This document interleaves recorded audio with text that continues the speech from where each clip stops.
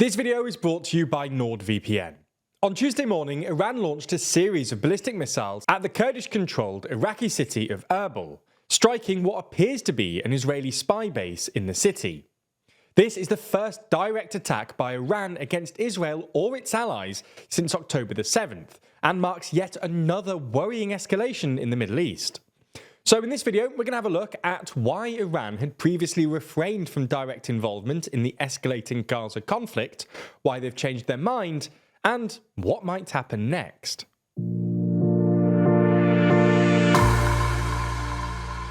Before we start, if you haven't already, please consider subscribing and ringing the bell to stay in the loop and be notified when we release new videos. So let's start with some context. Until Tuesday, Iran's response to Israel's war on Hamas had been remarkably muted, despite the fact that Hamas is an Iranian ally and proxy. While the Houthis, another Iranian proxy, have been pretty aggressive in disrupting maritime trade in the Red Sea, Iran's main proxy, Hezbollah, had been less aggressive than many analysts expected, and Iran itself had refrained from direct intervention. Hezbollah have contented themselves with sporadic missile strikes across the Lebanon-Israel border, and its leader, Hassan Nasrallah, has stressed that Hezbollah has nothing to do with the October the 7th attacks, describing them as 100% Palestinian in his November speech. Iran's rhetoric has been similarly dovish. Iran has also denied involvement in the October the 7th attacks, and Supreme Leader Ayatollah Khamenei upset Iranian radicals recently by saying he did not believe that Jews or Zionists should be thrown into the sea. Interestingly, Iran voted in favour of a two-state solution for the first time at the UN General Assembly on October the 27th, which looked like a tacit recognition of Israel's right to exist. In the words of Israel Defense Minister Yoav Gallant, no one has come to Hamas's aid, neither the Iranians nor Hezbollah. So what explains Iran's apparent restraint? Well, it might be that Iran thought Israel was doing enough damage to itself without Iranian intervention. Israel's dramatic assault on Gaza has ruined its reputation amongst the international community, as demonstrated by the various UN Assembly votes calling for de-escalation. And Iran probably thought that getting involved would reframe Israel's war in Gaza from an Israel-Palestine conflict to an Israel-Iran proxy conflict, which might actually increase international sympathy for Israel. However, it's probably also because Iran, or specifically the Iranian regime, is a lot weaker than it first appears, and simply can't afford a full-on war. At first glance, Iran looks pretty powerful. Its proxies have dealt a crippling blow against its nemesis, Israel. Oil and non-oil revenues are at their highest since then-President Trump reimposed sanctions in 2018, and reports suggest that Iran is on track to acquire its own nuclear weapon sometime this year. However, look a bit deeper and it becomes clear that the Iranian regime is in fact in a precarious state. Despite higher revenues, Iran still runs an enormous budget deficit, and the Iranian economy is a mess. Inflation is rampant, with food prices up 40% year on year, and the poverty rate has nearly doubled in the past decade, with something like 30% of the population living on less than $7 a day. These economic woes have exacerbated pre-existing ideological tensions between Iran's conservative clerics and its more liberal population, sparking regular protests and creating a permanently antagonistic relationship between the Iranian regime and its population.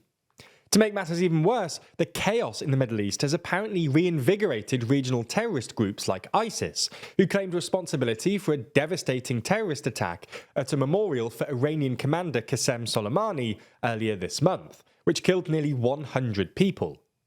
These domestic issues are especially bad news for the Iranian regime, because they're currently trying to find someone to replace Supreme Leader Ayatollah Khamenei, who's now 84. Without domestic and regional stability, succession will be immensely difficult and possibly fatal for the regime, which is why Iran has refrained from direct involvement against Israel.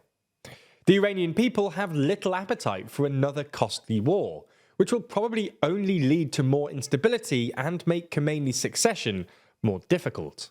However, on Tuesday, we saw Iran's first direct intervention since the October the 7th attacks, when Iranian ballistic missiles struck a handful of targets in the city of Erbil in northern Iraq.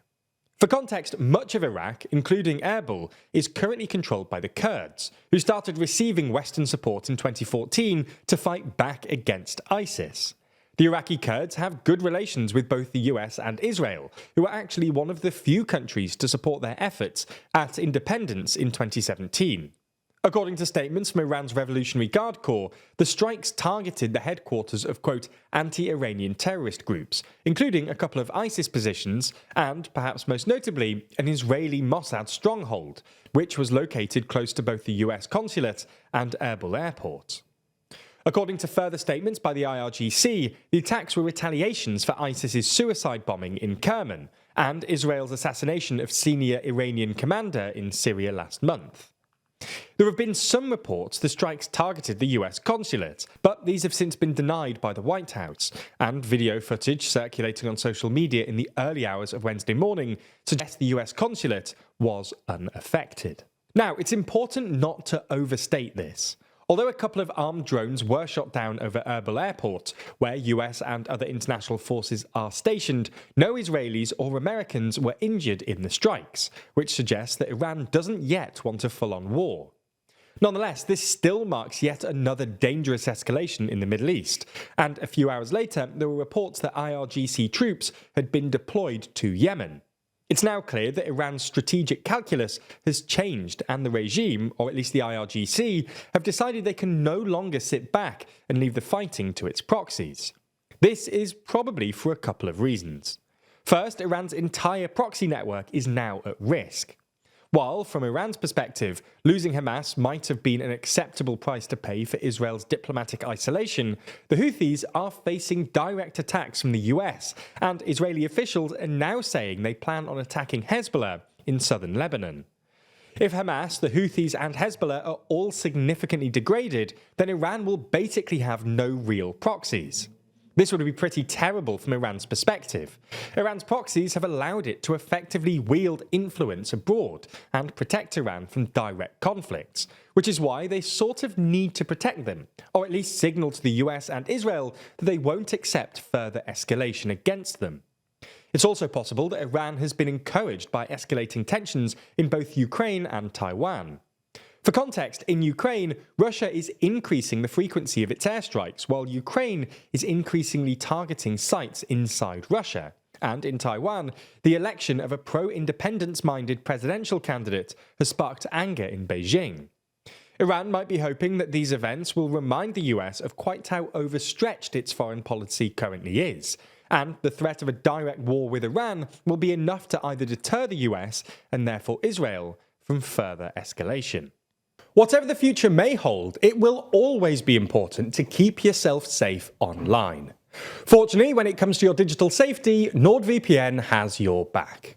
It's an unfortunate reality that online scams and phishing attacks are on the rise, with us constantly bombarded by annoying notifications and emails that we forgot we even signed up to. It's easy to click the wrong link. One seemingly innocent link can compromise security and bring things crashing down. With the protection of NordVPN, though, you can use their threat protection feature to identify potentially suspicious links. Even if you reached a suspicious website, NordVPN's data encryption tools would protect you and your data against a number of other attacks, such as malicious man-in-the-middle breaches. But if things do go wrong, NordVPN's dark web monitoring is always scanning for your compromised details across the entire internet, and can even notify you before you even notice anything's gone wrong. So if you want to securely connect to that free Wi-Fi at your local coffee shop without worrying about someone trying to take a peek at your personal data, you can sign up for a 2-year plan with a massive discount and 4 months free at nordvpn.com/TLDR. We've been told that sometimes our viewers just open a new tab and type in the URL themselves, and while we're certainly glad that you're using the service, you only get the discount and support the channel through that link. So if you wish to get the discount and support independent journalism further, make sure you sign up using our link. That's nordvpn.com/TLDR. Thanks for your support.